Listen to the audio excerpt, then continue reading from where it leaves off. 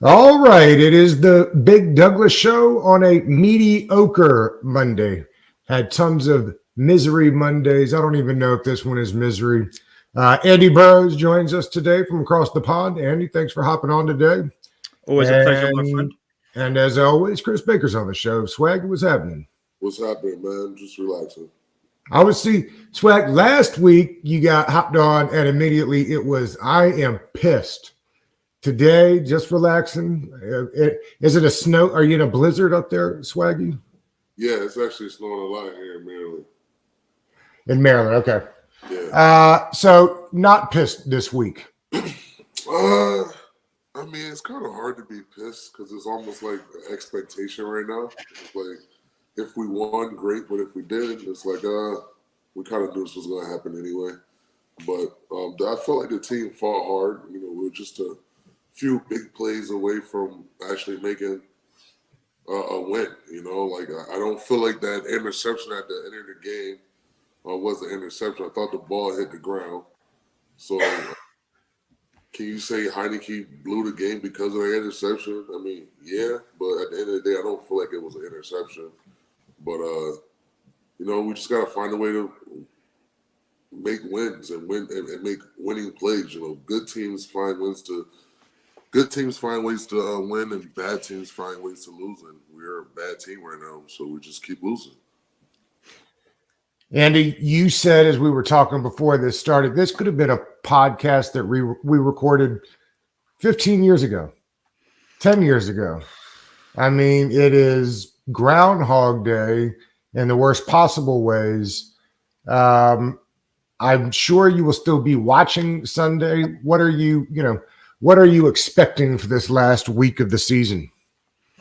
Well, after hearing the Giants' comments today, I hope we go and bash their ass in. But what were the Giants' comments? I missed them. I saw somebody mention it right before we got on here. What did Joe Judge say? I think Joe Judge was like, "Oh, you won't see us or any of our players being immature and throwing hands on the sidelines, and we're a properly run team and organization and yada yada yada." But then, like, I think Swaggy sent out a good tweet. It's like, "Have you seen the division? You know, we're not very good, but they're even worse than us." So, you know, it's kind of, I think it's just kind of trying to stir the pot before a game. But you are right, Doug. I mean, Swaggy will know this. This could be any podcast. Your podcasts were around 15 years ago. This could have been any podcast. And unfortunately, it's not grinding. I suppose grinding on me is the wrong word. It is Washington Groundhog Day. This could be a chat. Last season was very different. COVID, Dallas Cowboys not being very good. But this could be any podcast from the last 20 years. I mean, we've been here. We've seen this film. I've seen the sequel. I didn't like it then. I don't like it now. I would really, really like things to improve in Washington. But here we are, Doug. I mean, I feel like I've had this chat 1,000 times, but like you said, me and you were chatting before, we're going to be here Sunday. We're going to be here next season. We're not going anywhere as fans.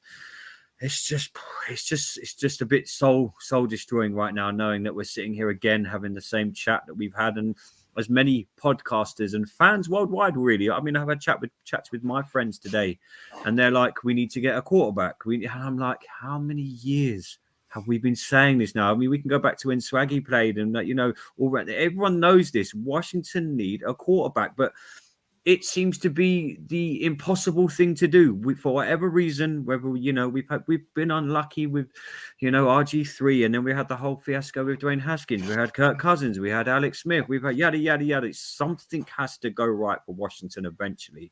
When I've given up predicting next, you know, when we do these preseason shows, this is the season for Washington. This is where this happens. I'm kind of going to give up doing that now because, you know, I don't know when it's going to happen. You know, this new name will give us a buzz and a little bit of momentum. But like I tweeted out last week, once the name's announced, we need to really, really concentrate on the field. For whatever reason, we can't seem to get it right in Washington, Doug, and Swaggy. It's just soul destroying right now, my man. I'm a bit low. I'm not gonna lie to you. I'm a bit low again of the same old Washington. It's easy to blame the owner because Dan Snyder's low hanging fruit, but he's not the reason why the team didn't play well this year on the field. I don't understand how we've got coaching staffs, GMs, everything remains the same. I get it's ownership, but Swaggy, how do we fix the problem? What do we do to make this not happen next year? We have to clear up our name. You know, like with all the controversy that's happening in Washington, it's like if I'm a key free agent, what in the world's going to make me want to come to Washington when there's so many questions about the owner? Get along like the team's successes, which is not the greatest in the NFL, but there's so many questions behind Dan Snyder and what's going to happen with this team. Like, why would I, even if you're going to pay me well, why would I want to put myself in that situation? Why not try and get to an organization that you feel is ran well and that you have an opportunity to win a championship? And I feel like if you're a free agent, Washington is not that place that you look at because so many things are in question here. So the field, the on the field stuff is on the field, but it all starts up top. If the front office is dysfunctional, then that means the players that you bring in are probably going to be dysfunctional too. So once we get the top up in order and we start bringing in key guys and being able to recruit prize free agents, our team is really not going to go anywhere. It'll be interesting to see. They brought in the two new Martys for GM, so this really will be the first offseason with those guys. Last year was definitely a Ron Rivera offseason. They took a couple swings at quarterback. I personally think they'll take a couple swings again this year. I'd be stunned. I've said this before, and I'll stand by it. I would be stunned if they draft quarterback round 1 this year. Ron Rivera doesn't have time for it. I mean, they don't have time. I mean, if you draft quarterback right and start him next year, that's essentially the start of your rebuild. They're already 2 years in. So, I mean, what is the most important thing they can do that way? Andy, you think that they'll bring in a veteran quarterback next year? I'd like to think they'll try, but it comes back to what Swaggy says. How do you bring in? If I'm a veteran, and we'll throw names out there that are never coming here because it's the ones that have been mentioned: Aaron Rodgers, Russell Wilson, and Swaggy will know this. He's a player. So if you went back 10 years, Swaggy, as in his 10, 15 years in his prime, if I said to you, here's Washington football team. And it could come back to what Swaggy says, because Aaron Rodgers and a Russell Wilson are going to look at Washington, and in their mind, they're going to be doing exactly what Swaggy just said.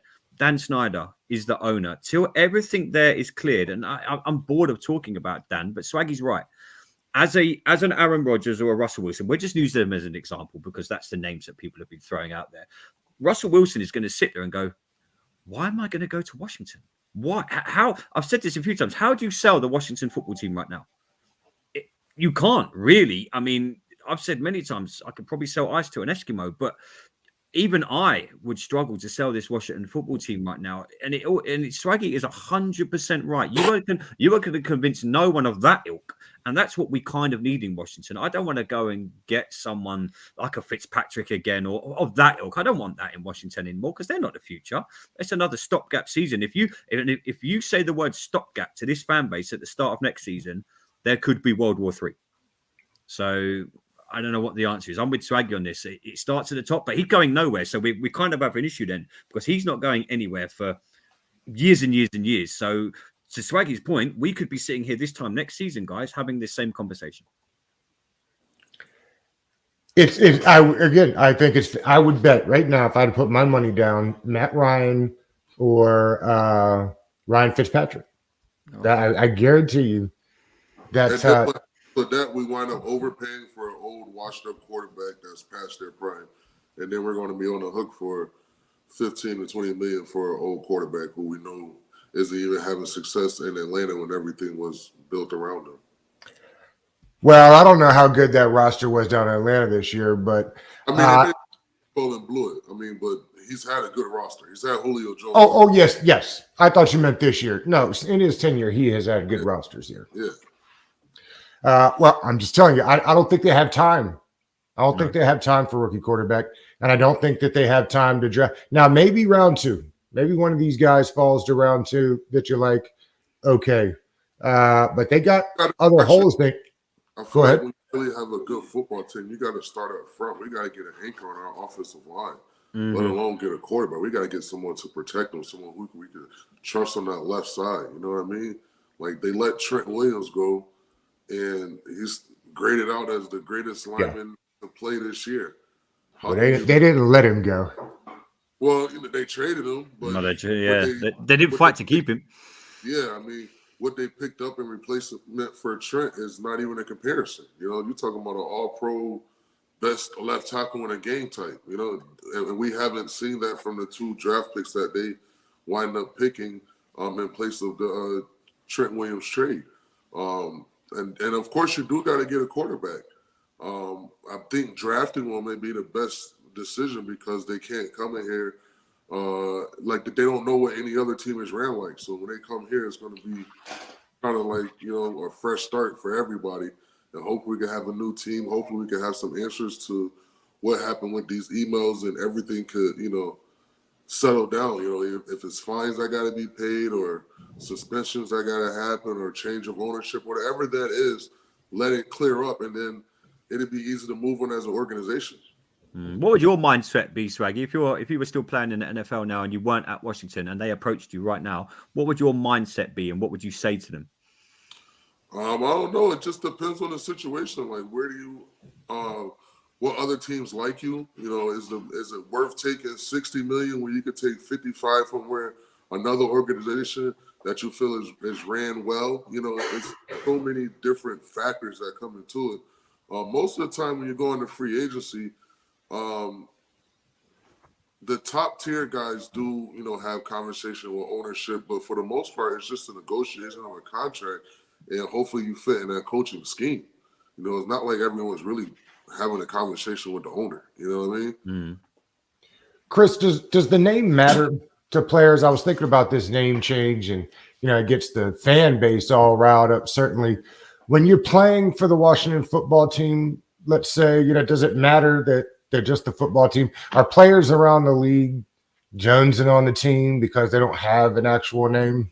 Yeah, I mean, it's obviously a joke. You're playing for the no-name team, but at the end of the day, no matter what our name is going to be, if we're not winning, no one cares. I just say keep it at Washington football team until we start doing something good, and then worry about changing it, because we're going to be known as the Red Wolves that never win. You know what I mean? Or whatever they decide to call the team. But if we're not winning, it doesn't matter. You got to win. Chris, they play Jamin Davis like 17 snaps. Ron's out talking about they needed Mayo in because he's a more natural middle linebacker. I mean, the head shaking, I think, tells me what I need to know. I don't get it. If he plays outside linebacker, that's fine. Did it take all season to figure that out? I mean, why couldn't we get him out there? And if he can't be better, I get the concept. And the concept is like, we replaced the quarterback because Dwayne Haskins couldn't get the ball put out so that we could see what the other players on offense look like. I understand that. That's not, I think, the David Mayo situation, though, is it? I mean, if David Mayo is appreciatively better than Jamin Davis at any position on the football field, that's a problem. He's our first-round draft pick. That's what I'm saying. When I played, even if the first-round draft pick wasn't that great, the team tried to find some way to put that person on the field so they can have some type of success. You know what I mean? It's like, if you felt like he was better at outside linebacker, I'm pretty sure you've seen him play at practice all week or since he's been here. I'm pretty sure middle linebacker isn't the only place he's played all season. And you being a linebacker coach or defensive player, a former linebacker, you would think you would make that decision earlier. And if you're a first-round pick, you got to play. There's no ifs, ands, or buts to it. It's like, if he's not that good, you have to just leave him out there and let him figure it out for himself. He's going to figure it out. He has good athleticism. I'm not sure what the mental makeup is or why he can't play. Mostly if you're at linebacker, especially at middle linebacker in the league, the only reason that you're not going to play is because of the mental aspect. You're not remembering the plays or where you're supposed to be or able to direct other guys around you. And that can be hard on a rookie. But he's done that his whole career. He's played middle linebacker, so I'm pretty sure he's had to call the defense his whole career. I don't see him coming to Washington and forgetting how he's played football his whole year. I mean, his whole life. So if you want to see how good he is, put him in a freaking game. We spent a first-round draft pick on this kid. There has to be a place for him to play. And if that's at outside linebacker, then we should have been playing his ass at outside linebacker since week 3. Sorry, And go it's on. odd. That's okay. I was just going to say it's odd because they drafted Cosme in the second round and kicked Megan Morris to the curb before the season even started. So it's not like they weren't willing to let the rookies play. I mean, they didn't want to let Diaby Brown be wide receiver number 2. They needed him to be. But I mean, they were insistent on playing him even when I thought Cam Sims was probably the better option. So it's not like they are adverse to playing rookies because they did it. Right. And it's really shocking to see that they won't play their first round draft pick. Like, that's the thing that you're supposed to show off. You're supposed to show off, hey, look at this great decision I made as a coach. This is my first round. This is my guy. You know what I mean? And you got your guy that you picked in the draft, and now you don't want to play him? Like, something that's crazy. And I don't know what his mental makeup was, because I heard that he was at the scene of the Shazier Everett crash situation. So I don't know. I don't know what the question is, but it's not like he hasn't been playing before that incident. So it's just like, I don't think that's the reason why his snaps were down. I think he missed the game before because of dealing with a mental situation of dealing with what happened with the Shazier. But if he's suited up and ready to play, I'm expecting him to play like at least 50% of the plays, especially at middle linebacker. And he's fast enough, so I'm pretty sure he should be playing nickel too. So there's no reason why our starting first-round pick, our first-round draft pick at linebacker should not be starting and playing every snap on the field. I just don't have a reason for it. How do you think the players, Swaggy? Obviously, you played the game at the highest level. How would you react if you saw your first round draft pick? How would that affect you in training? Would you go and give advice? Would you chat? How do other players now? Obviously, they're looking around thinking, well, our first round draft pick isn't really doing much. As a player, how can you help like the first round draft pick get better into the NFL? Obviously, like you said, he's played the game his whole life. He knows what he's doing. Is it just a fact of getting him up to speed with the NFL, and then and the quicker the better? I'm not sure. I'm not there on a daily on practice, so guys see how you practice. Guys know if it's like, hey, if this guy's at practice and he's making plays, there's no reason why he shouldn't be able to do it in a game. So, like, if that was a situation, guys would be fighting to get him on the field. Like, put the man on the field. Like, this is our first round pick. Let him play. He do well in practice, but like I said, I'm not there at practice, so I don't know what has transpired for other guys. Oh yeah, I just meant if you were still playing, what would you do? How would you try and evaluate this situation?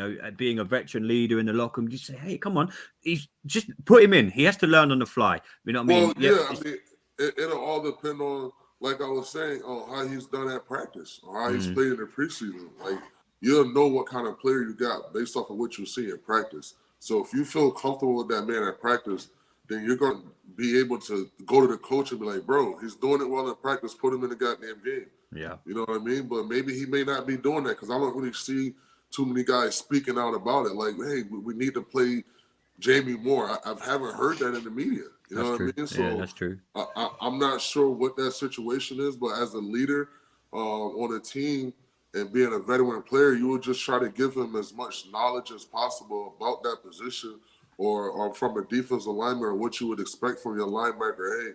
Hey, feel comfortable telling me to do this, and I'll listen to you. Just make sure you got my back. If you tell me to do something, just make sure you got. Like, you can have those conversations with a linebacker, but if you're not doing it well in practice, guys aren't going to fight for you to play it, because the guys want the best player on the field, and we don't really pay attention to first-round draft pick, second-round draft pick. If an undrafted guy is out there that's way better than your first-round draft pick, you better bet your money these guys are going to want that undrafted guy out there playing. You know what I mean? So, yeah, you just got to see. How quickly can you look at a guy and say he ain't got it? It's kind of hard, because it all depends on what system they played in, because playing in the 3-4 is a lot different from playing in a 4-3. And sometimes the transition can be a lot harder on others based on what they're asked to do. Because there are a lot of guys who come into the league and they play defensive end with their hand in the dirt in college. Then they come to the NFL. Now they're outside linebacker, got to play standing up, having to drop in coverage and cover people, something they've never done in college before. So sometimes that first year, maybe two, it's a whole learning curve. And I can use the example for someone who I played with, like Robert Ayers. When he came to Denver from Tennessee, he was a 4-3 hand in the dirt defensive end. He's never had to really talk about what he had to do on a cover 3 or trying to carry the number 2 wide receiver all the way down. He's never heard that terminology. So for a little bit, when it came to pass coverage, he struggled in the league with that. But then when you put his hand in the dirt and let him do what he's always been taught to do in rush the passer, he was one of the best rushers of our time. He's always had 6, 8, 10 sacks. You know what I mean? I think 12 may be his career high, but that's good production for a defensive end. You know what I mean? So it just all depends on how quick you're able to learn, how quick you're able to adjust. And in the league, they always say the more you can do, the better off. So the more you can do, the more you can stay on the field. If a coach know, hey, I could put him in the game, I could tell him to set the edge, and he's going to be okay and help the defense, then boom, I can keep him in base. If I feel like if there's a coverage where he has to drop into coverage, and I feel he has the mental makeup to know where he's supposed to be, how to carry number 2, sync off on number 3. If he understands that stuff and pick it up and practice in the preseason, I want to keep this guy on the field as much as possible. But that's where they put the guys in so many situations through practice, through preseason. There's so many reps, so these coaches know what each and every guy can and cannot do. You mentioned the offensive line earlier, Chris. I'm curious from both of you. Andy, I'll ask you first. They're going to have a big decision on Sheriff this year. Do you bring him back for the continuity and hope you get Chase Roulier back healthy next year and Eric Flowers back healthy next year? I think they'll probably look to sign Leno again. And if Cosme takes another step in, so do you bring Sheriff back at that money, or are you happy with a guy like Schweitzer who they already have on the roster? I'm 50-50 on this. I didn't see him on the field enough. The dude is getting paid a bucket load of money. And I mean, I know you can't justify for injuries and stuff like that, but this dude is not on the field enough for me. And I need to see more of him. And when he is, he's okay. But like our good buddy Keeper said, it's just we can go and get a big dude for a lot less money to do what he does. He's good. Don't get me wrong. When he's good, he's very good. I don't think it's his heart is in Washington anymore. I think it's time we move on. Personally, I know I'm not alone in saying that, and some people were like, maybe we kick the tires in him for another season. But when you're getting paid that amount of money, I want you to be fully invested in my team, in my franchise, and my organization. I personally don't think he's invested in Washington anymore. I think he's seeing us as a paycheck, and a very good paycheck for the position he plays. When you look around the league, my God, that dude is getting paid handsomely. So I'd probably send him packing out of Washington and, spend that money elsewhere. Chris, what about you? Just me. I'm keeping Sheriff. He's your draft pick. He's the guy that you went out and got. He's turned into an all-pro, Pro Bowl guard, and those don't come around too often. Yes, he has been injured a lot lately, but hopefully he can get himself situated and get his body back right to where he could play 17, 18 games throughout the year. But you don't find another Brandon Sheriff out on the street. And, he's a good community guy. He's a great organization guy. I keep him. I think he loves Washington. I mean, this is all he's known. Maybe he may want a fresh start somewhere else. But if it was my opinion, I'm keeping Sheriff. I love Sheriff. I got a chance to be with him his first couple years in the league. Even when he started at right tackle, and then they moved him down to guard, and he was so much better. I think he's good. It's just the injury bug. If he's not injured and off the field, I think we'll have a total different conversation with him. Because for the most part, when he's played, he's been mentioned up there with Zach Martin and the Yonders of the world when I played, you know what I mean? So it's like nothing switched around him. And sometimes it helps having a running mate. When him and Morgan Moses was together, they just understood each other, and it made his job so much easier because they was always on the same page. So maybe being able to get a really good right tackle that could play at a high level, that may help Sheriff up, especially being at this point in his career. But if you let Sheriff go, I feel like that'll be another hole. I mean, we already let Trent go. You know what I mean? We got to keep Sheriff. He's our draft pick, and he's turned out to be a pretty good guard, minus the injuries lately. So you just got to take a gamble and pay the man and pray and pray he stays healthy. Let's see. The guys from the First String podcast, I think that's Toothpicking them. They said we need a playmaker to go with Terry. If all guys come back healthy, is that what you think? They need more weapons, or does a team with a fully healthy Curtis Samuels and Diami Brown and Logan Thomas and Jonathan Bates, who has been a really nice surprise this year at how well he's come along? I mean, I think they really got something in there. So, I mean, is it really the weapons, or is it the man distributing the ball to the weapons? I think man distributing the ball. Yeah. I mean, I feel like the weapons are not the worst in the league, right? I mean, we've had good weapons on the field, but there's so many times. I mean, I go back to the Dallas game when guys are like wide open. We're just overthrowing them, underthrowing them. You know, leading in too much out to in front of them. Like, bro, just put the ball on the man and let him make a play. Just give us a chance. And it's one thing if the scheme is not working, but guys are open. We're just not making the throw. So we got. Thank you, Chris, because I'm back to having my timeline flooded with how horrible the offensive coordinator is, and it's just not true. He is horrible. The scheme works. The scheme works, but I think I could scheme against Washington at the minute with this dink and dunk plays that we're doing. You want to get Terry McLaurin the ball more, then give him something that isn't 5 yards in front of the quarterback. You know, we're calling plays that are we're calling plays that you could go and get a college coordinator to call right now. And I understand he hasn't got the weapons, maybe due to injuries and stuff like that. But for me, even looking at yesterday when we kind of needed to really go for it and we were still dink and dunking the ball. 5 yards, 5 yards, 5 yards. And you can see the frustration in a Terry McLaurin. You can see, look, I want to be more involved in this game, but you're scheming something that I could probably scheme up. I could tell Terry to cut in 5 yards and throw him the ball. Easy peasy. Scheme something that's going to get your big players.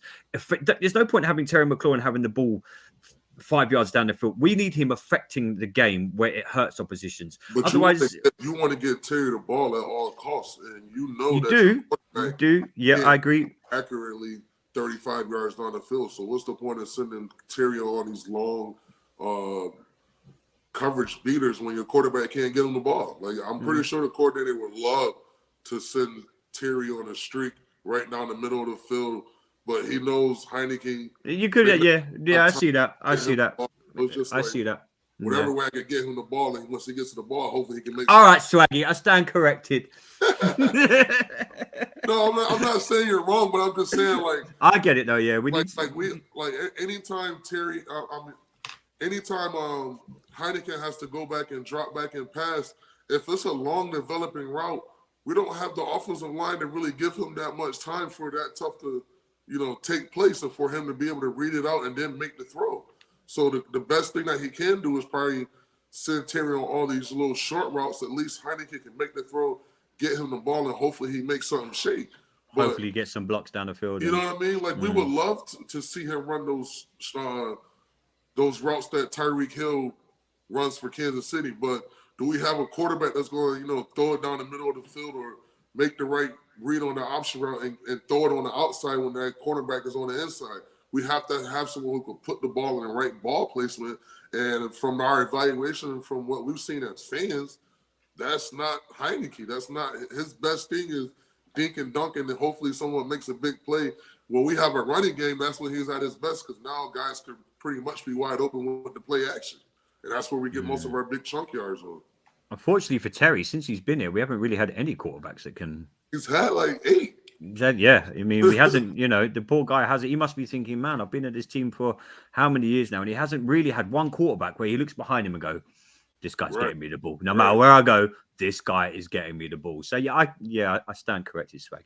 Now, to me, that's the biggest reason they got to solidify a quarterback. I mean, other than the fact it's the most important position in all the sports, but you got weapons that aren't going to stay. Why would Terry take a re-up here if the money is comparable somewhere else where you can get a good quarterback throwing on the ball? To me, that is important and will come up. Yeah, the other thing is, correct me if I'm wrong, but it didn't feel obviously noticeable that Antonio Gibson wasn't in the game yesterday. Now, that is one guy that I don't think they're using properly. I think we talked about this a couple of weeks ago, Chris. To me, his snaps don't need to be limited. His touches don't need to be reduced, but they need to be changed. They should be using him. And I put this on Twitter the other day. They should be using him like San Francisco uses Deebo Samuel. Yeah, definitely. Moving him all over the formation. People keep telling me that's what they brought Curtis Samuel in for. I don't think so. I actually have been told they were going to use him a lot more like he was used in Ohio State, where they lined him up on the boundary. They wanted to be able to move all these guys into all the spots. I really think they need more of a traditional pounding running back and continue moving McKissick and Gibson all over the formation. That is one thing that I don't like that the offensive coordinator has done. Maybe he's done it because of stubbornness. Maybe because he's done it because he doesn't think he has another option. But to see Gibson being a 20 touches up the middle type of guy next year would not be in his best interest, I don't think. He was a wide receiver, right? Yes, he had like 15. In fact, he said they asked him about the fumbles. He said, listen, it's not an excuse, but I caught mostly passes, and there might have been a receiver trying to take the ball or a safety trying to punch it. Right. I did 20. He had 20 rushes in college, and so he's telling you, I'm not used to 7, 8 guys mauling me up the middle of the field, right, with like 8 pair of hands trying to snatch the ball. People are like, but that's the difference. There's our excuses and there are reasons. And I'm just telling you that's a reason. Oh, definitely. I mean, anytime you play wide receiver, at most it's 3 guys tackling you, and those 3 guys are your size. Correct. You right into that box, man. You got everybody 300 plus and linebackers coming downhill that's 250 plus. So that's a completely different type of hitting.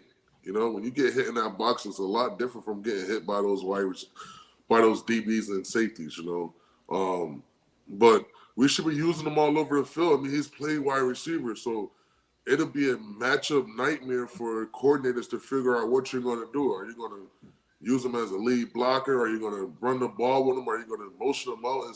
Who's going to cover him? Because if you send a linebacker to cover him, which 9 times out of 10 the linebacker has the running back out of the backfield, one-on-one coverage with him and the linebacker, I'm taking Gibson. He's a wide receiver. A wide receiver and linebacker, you're taking that matchup every time. But then when you have another running back who can run the ball effective, it's a matchup nightmare for defenses. So we have to figure out a way to get both of them on the field, send them on ghost motions, and just be creative with it. There's so much you can do with it. Sounds like we need Swaggy on the helping Scott Turner out. No, I'm just giving y'all something. Yeah, boy, just saying. Well, we've got one game left. Chris, what should we be watching for in this last game? They've already said that it'll be the Heineke show one more time, which I'm stupefied by. I really thought they'd give Allen a shot. I mean, I know it's for nothing, but again, you know exactly what Heineke is. I'm surprised with Allen. Give us some things we should be watching for this Sunday, Swag. One of the things you should be watching is just the overall attitude and aura of the team. Because you got to figure out, I mean, even though we don't have a chance to make it to the playoffs, I don't think anymore, right? We're mathematically out. We're done. Oh. Okay, so there's no chance to make it to the playoffs. So now it's time to play for a new contract, play for another opportunity to get back on the team next year. But you got to want the organization to bring you back. Because I remember, being in Washington, we had these type of seasons where, the last game of the season, we knew we weren't going to the playoffs and vacation was about to start. And for us undrafted guys or people who didn't really have solidified positions, this was like the best opportunity because the high-paid guys may not play. And so now it's like, hey, I got to go show these guys I can play. That's kind of like what happened with myself. I forgot what year it was, but our last game of the season was against the Giants, and it was raining. And I was one of the young guys who had to step up and play a lot that game. And me and Perry Riley had a hell of a game up there in New York.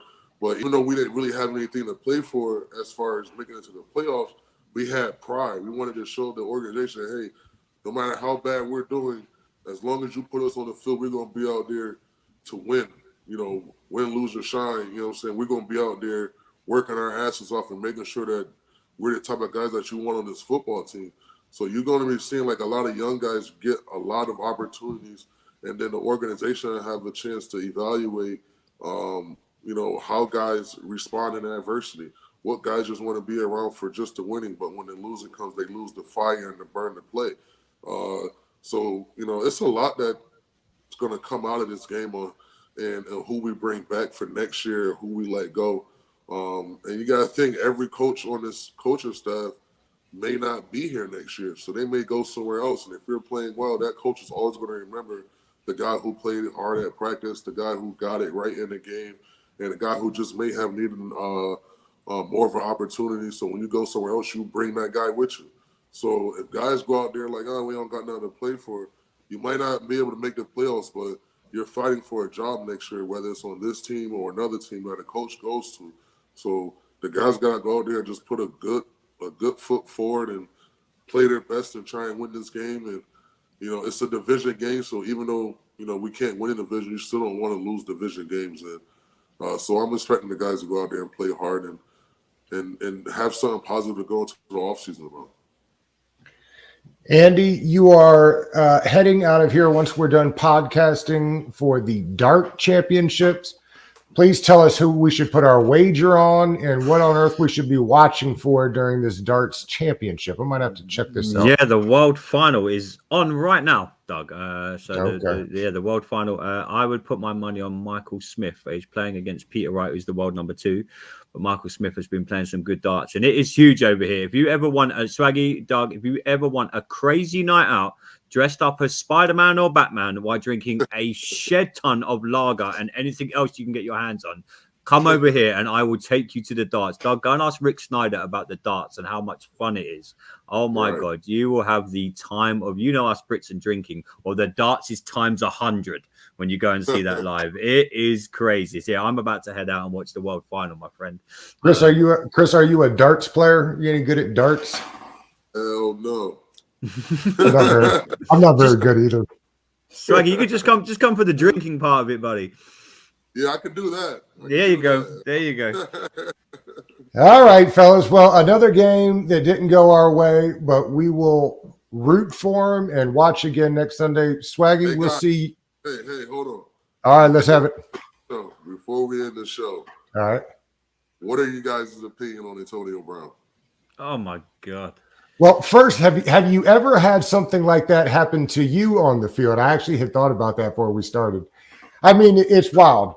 I've watched a lot of football in my life. I've never seen anything like it, but I'm more curious, Chris, if you've ever witnessed anything close to it in your playing days. I'll tell you what, I almost came close to doing it my last game in Tampa. Is that right? Yo, because, I hated my whole time in Tampa. I really never wanted to leave. And we was playing the last game against the Saints. And I was already pissed off because they wasn't playing me in nickel. They were just using me as a first down nose. And I'm like, I did everything in my career in Washington not to play nose, and now you got to bring me here just to play nose. So, our season wasn't going well. And we went in for halftime, did our halftime adjustments. And one of the coaches said they saw me on my phone. But I'm like, it's not even a rule that you can't use your phone, because most of the time when you go in at halftime, some of the guys, text their wives, they text their mom, hey, I'm okay. Like they text their friends, because some people, friends may text them like, bro, play better when you do this. So some guys take a second to look at their phone when they go in the locker room. And so I did what I normally done, put my phone down when the coach says something, and then we get back on the field, and I'm getting ready to go out with first team defense, and they tell me, back off, don't play. I'm like, what? So like one series went by, and another series went by, and the third series went by. I'm like, bro, what the fuck is going on? And Robert Ayers actually went and found out that they had benched me. I was like, bench me for what? It was like, because you was on your phone in the locker room. Now, I took my shoes off. I was going to take my freaking jersey off and all that shit. But I was like, you know what? I'm just going to stay here, just wait till the end of the game. But I almost did that shit in fucking Tampa last year. The last year I was there. Hilarious. In Tampa, too. It's hilarious. Yeah. Someone will take him still. Someone will take him still. If he isn't retired, this is the National Football League. I guarantee you. You have to figure out what really happened. What was really the reason? Context? Yeah, no one knows. Because on the reports that I've heard on like ESPN and Twitter, apparently he was injured, didn't practice on Thursday and Friday, had an ankle injury, and I guess he wasn't feeling that well in the game. And one of the coaches was probably like, get your ass in the game. And he was like, bro, my ankle hurt. And they was like, well, we don't give a shit. If you can't play, then leave. So he was like, fuck it. I'm out. See ya. I mean, he just did it. He damn sure did that. Yeah, I mean, he did it in a crazy fashion that you wouldn't want to see as an organization. But sometimes George Costanza style. Yeah, but sometimes you just get so frustrated with these people who feel like they can talk to you any kind of way, and it's just like, bro, like I'm human too. Like, don't tell me I can play when I'm dealing with an injury. You're not in my body. You don't know what I'm feeling in this ankle. You know what I mean? He might have wanted to be a little more prepared so he didn't have to Uber from the parking lot there. I saw that. That was funny. He knew once he left, he wasn't riding back with the team. So he was just like, whatever, bro. I'll get me a private jet or I'll find me a Southwest flight home. I also noticed that he dropped an album a couple hours later. Probably. I mean, no, he did. Yeah, he did. He put it on Instagram. Yeah, he's definitely going to take advantage of the situation. I mean, I follow on Instagram too. Am I mad at him for doing it? No, because I don't know the underlying story. Could he have handled it in a better situation? No doubt about it. But sometimes people don't understand what happens with players and these incentives and how teams will really sit you out or not give you the ball knowing that you have an incentive to make. So there's so much more to the story that we'll probably never find out unless AB does his own podcast. But even when he does share the truth, it's like people have such a preconceived opinion on him on how bad he is based off of what he's shown. He hasn't been like the cleanest guy, but there's so much more to the story. Could he have handled it better? No doubt about it. But until we get the truth about what happens, we can't even be mad at him. Sometimes you get to a point, this probably happens at people's job all the time. They don't probably walk out with their shirt off, but people get pissed off and leave all the time in the middle of work. So it just happened to be that. Swag, if you get a text from me next week telling you that I've walked out of my work with my shirt over my head, I'm coming for you, my friend. Yeah, don't do that. No. That's not a recommended option for your job. That's not good on the old resume. I'd be stunned if he plays again. I know everybody gets another chance. He's gotten a bunch of them. He's a good player. We haven't seen the last of him. Is he a Hall of Famer? Yes. He is. Yes. I agree. People aren't going to like to say that, like they didn't like to say it for T.O., but... They don't want to say it because of the off-the-field stuff. That's right. That's right. Brown was one of the greatest receivers of our time. Absolutely. Could not agree more. All right, fellas. Appreciate you. And Chris, we'll see you next week. And Andy, I know we'll maybe see you at the end of this week. Yeah, I'll see you Friday, my friend. Thanks, guys. All right, fellas. Appreciate you. Thanks, guys.